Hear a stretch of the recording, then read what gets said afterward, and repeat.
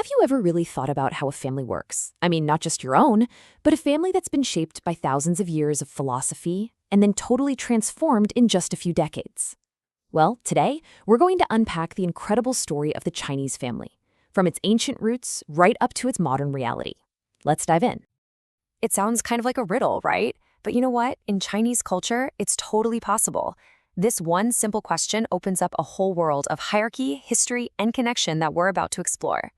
All right, so to really get what the Chinese family is all about today, we have to go way back. We've got to start with the philosophical bedrock that shaped it for centuries, Confucianism. See, for centuries, the family wasn't just, a private little bubble. It was seen as a miniature version of the state itself, the most fundamental building block of the entire nation. The thinking was, if every single family was harmonious, with everyone knowing their exact role, then society as a whole would be orderly and stable. And right at the absolute heart of this whole structure is one key idea that pretty much shapes every interaction within the family: filial piety. Filial piety, or shao, is this profound duty of respect and care that flows from the younger generation up to the older one.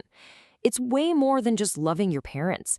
It's this really deep-seated cultural expectation of obedience, deference, and lifelong support. So what does this actually look like day to day? Well, for starters, it means caring for your parents as they get older is a fundamental responsibility.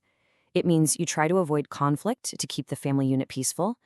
And it means that everything you do, good or bad, reflects on your family. So upholding its honor is absolutely crucial.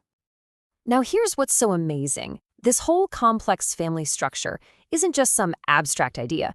It's literally built right into the language people use every single day. And this is where we get back to that uncle question from the beginning. Unlike in English, where uncle or aunt could mean a bunch of different people, Chinese kinship terms are incredibly precise. They're basically a verbal map of your entire family tree.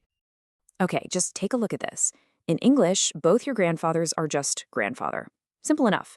But in Chinese, your father's father is ye ye, and your mother's father is wai gong.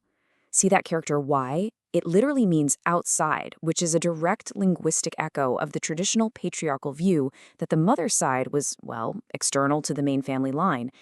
And it gets even more specific.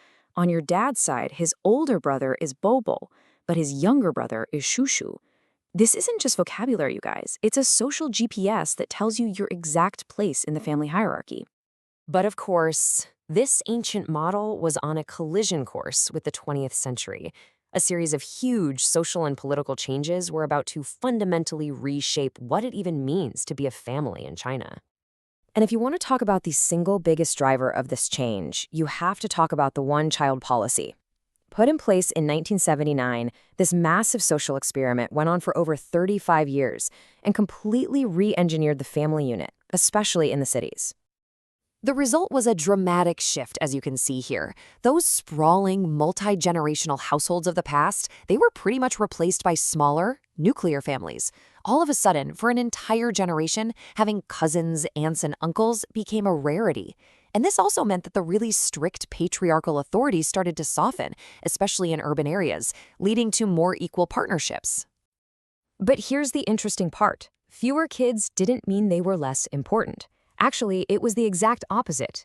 All the hopes and resources of 2 parents and 4 grandparents were now laser-focused on one single child. This created immense pressure to succeed, for sure, but it also created what's sometimes called the 4-to-1 problem, where one adult child is eventually responsible for taking care of 6 older family members. So, that brings us to today, where the Chinese family is this fascinating blend of these ancient traditions and brand new modern realities. What you see today is this really interesting adaptation, that core value of filial piety, that feeling of responsibility for your aging parents is still a super powerful force.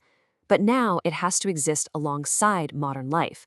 Grandparents often play a huge role in childcare while both parents work, and chores are shared more equally. The goal of family harmony is still there, but it's just being achieved in a new way. And that really sums it all up, doesn't it? Despite decades of massive social and economic change, the family has stayed the true anchor of Chinese culture. It's still the main source of identity, support, and connection. So this leaves us with a question that honestly goes way beyond China. As our world keeps changing so fast, every culture has to figure out which traditions are worth holding on to and how to adapt them for the future. Finding that balance between the old and the new, well, that's a challenge for all of us, isn't it? Thanks for joining me on this explainer.